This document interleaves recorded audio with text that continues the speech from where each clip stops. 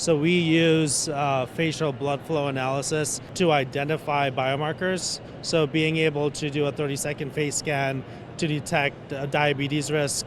Welcome back to StartUpHealth TV, where we celebrate the entrepreneurs and innovators who are transforming health. I'm Logan Plaster with Kavi Misri, CEO and founder of Hibiscus Health. Kavi, always good to see you. Always a pleasure, Logan. Thank you. Remind me when you started this company? We started this company in June of 2022. Okay, so it's been a couple years, still a relatively young company. Kind of give me some of the milestones of the last couple years and kind of tell me where you're at now. Oh my, it's been quite a journey. We started creating our face scanning technology for early detection of diabetes. So we use facial blood flow analysis, looking at the patterns of the facial blood flow to identify biomarkers. So being able to do a 30-second face scan to detect diabetes risk, which ultimately comes from vitals, which are your hemoglobin A1C score, your triglycerides, as well as your cholesterol and blood pressure. And since then, we've been on a just massive velocity impact of becoming a Johnson & Johnson portfolio company, being a StartUpHealth T1D moonshot company.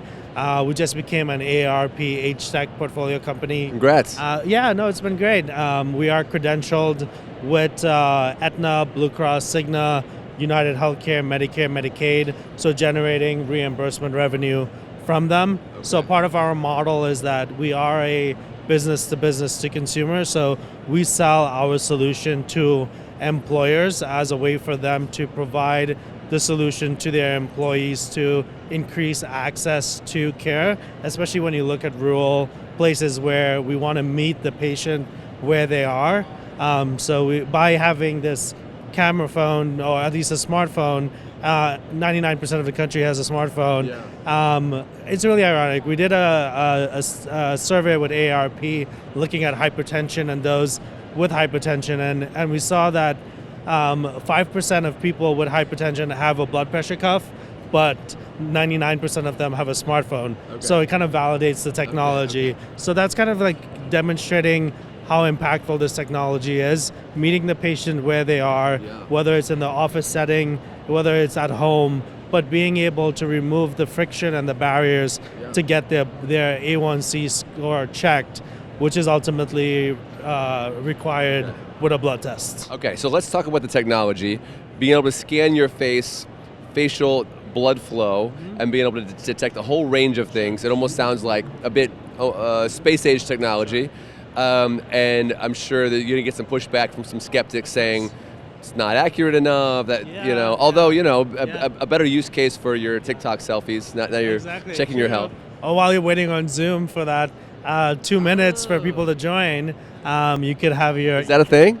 Not a thing as yet, but it is a thing that we can do, because we are able to also capture using a webcam. No way. Okay. So it can be a thing. So we're not talking about like an iPhone 16 like quality camera. No, anything above an iPhone 9 works, and a webcam. Okay, so for a non-clinical audience, tell us how accurate this is. So for the the hemoglobin A1C, it's 85% accurate, meaning that 85% of the time it'll hit it on the dot. And when we look at it on a bell curve, the standard deviation is a plus or minus 0.01 for the actual A1C. For the triglycerides and the cholesterol. How does that compare to standard of care? Standard of care is an actual blood test is around between 96 to 98%. Okay. So it's below, but it's a screening mechanism that gets people into the door.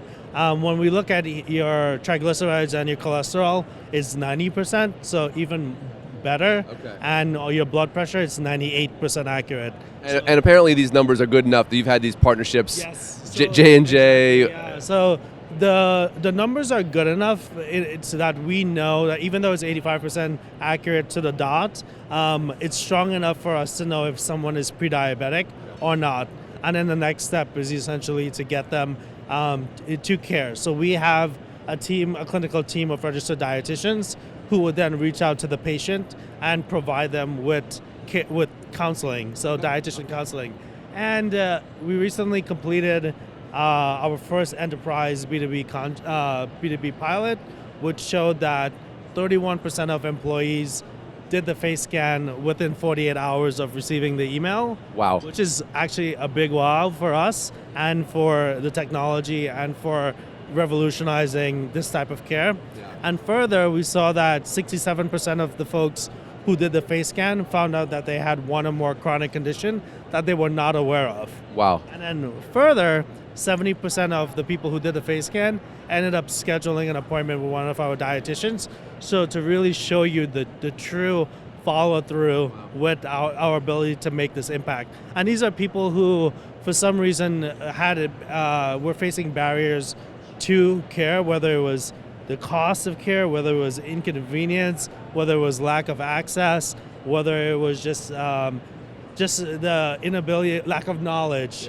And in this, when we completed the pilot, the data itself was just amazing. So we saw that significant clinical outcomes occurred where 98% of the employees improved with their mood, with their sleep, with their overall ability to make lifestyle and meal choices. We saw them lose weight and kept it off. Yeah. And further, we saw that 7% of the patients actually came off of a medication with the help of a PCP. Wow. Okay. So my question now is, this seems so easy and so good. Are we going to see the market flooded with this? Are we just going to see everybody doing facial scanning?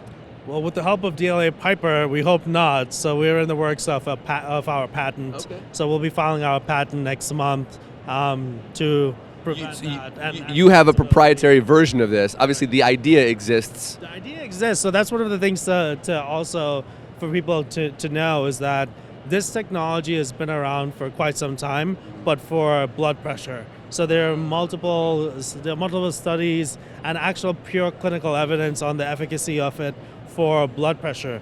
I like to say that we're not inventing the wheel, but we're transforming we're transforming a stone wheel into a rubber wheel, because we're building on the technology of the blood pressure by being able to add the A1C, the triglycerides, the cholesterol. We're also now doing R&D on the iris as well as the gum line. Wow. Because there's just so much data that we can capture on the iris as well as the gum line when it comes to cardiovascular health. So as you do a face scan, we're now collecting not just the facial blood flow, but the iris as well as the gum line to predict hypertension, kidney disease, even looking at early onset of dementia, Alzheimer's, and then like cancer down the line over the next 5 years. Unbelievable. Yeah, no, I think the more we look into it, the more promising the technology is, and the more our tech team is able to develop and extract the blood flow and then identify the different different. Kind of one of the themes I'm hearing is like this is like an on-ramp.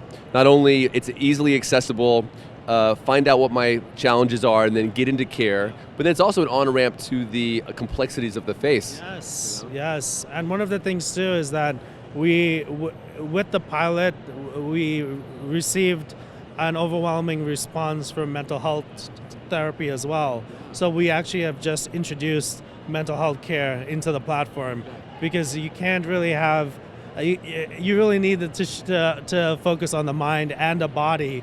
And a lot of the emotional eating, a lot of the stress can either can affect your overall physical health, whether that's overeating or just not eating at all, and vice versa on the mental health. If you're in a certain mental health state, your chances are you're not cooking, you're not meal prepping. So we have now added a team of mental health therapists that can provide 24/7 concierge care, all the way from in the moment support to crisis management that goes along to help with that behavioral change, to really be that true physiological help to address the mind and the body.